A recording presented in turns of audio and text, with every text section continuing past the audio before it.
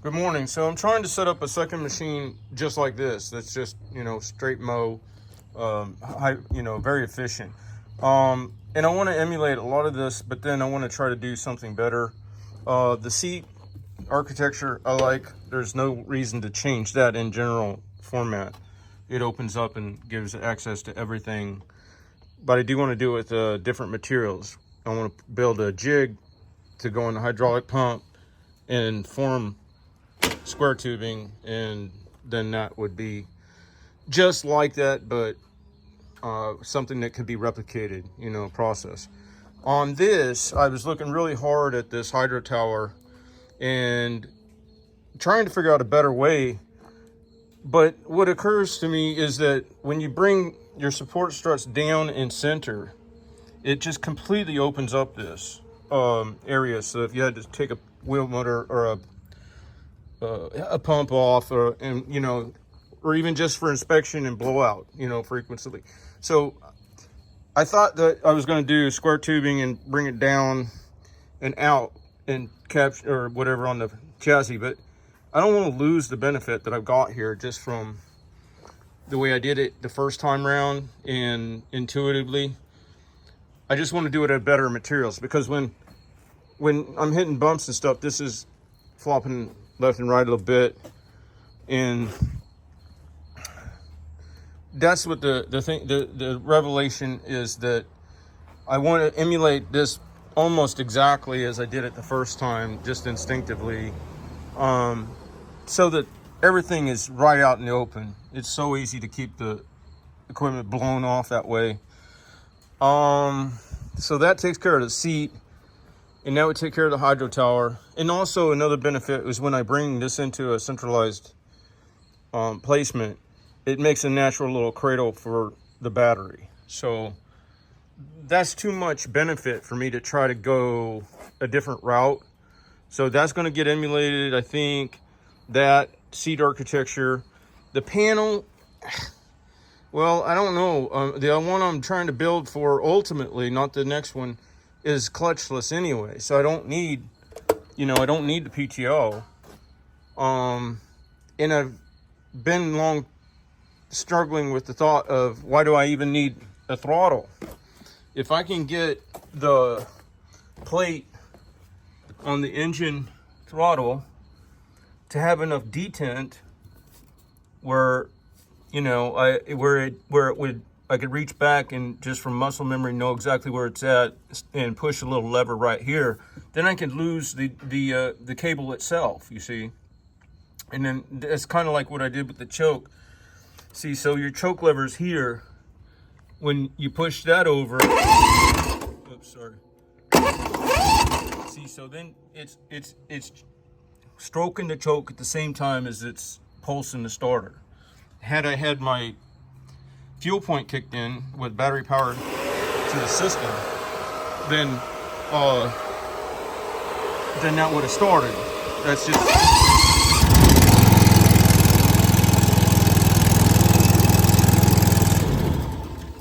that right there has saved me so many annoying frustrations, because before with the switches and stuff up here, because I wanted a momentary start switch, the switches were unreliable. Both the battery isolator roll in and the momentary push button for the start. So I've gained a lot of ground. I know this. People are going to say, nah, that's a hunk of junk. But I've gained a lot of ground. There's no denying it.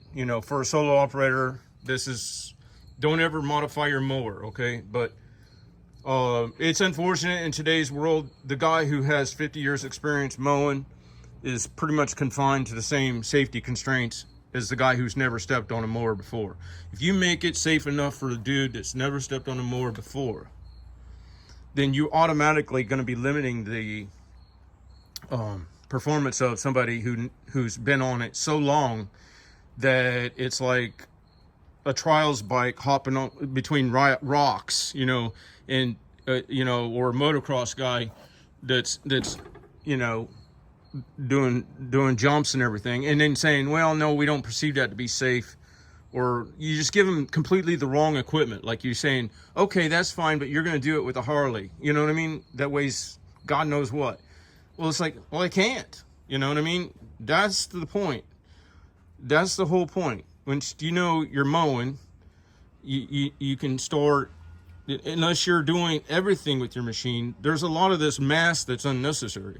Now, I wouldn't want to lose weight and go backwards and go away from commercial hydraulics. I wouldn't want to go to a transmission machine.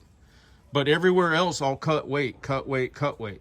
And I'll add weight too. I mean, to have a second foot lift, that adds a little bit of weight. But when you consider that now that's replaces your suspension. Why?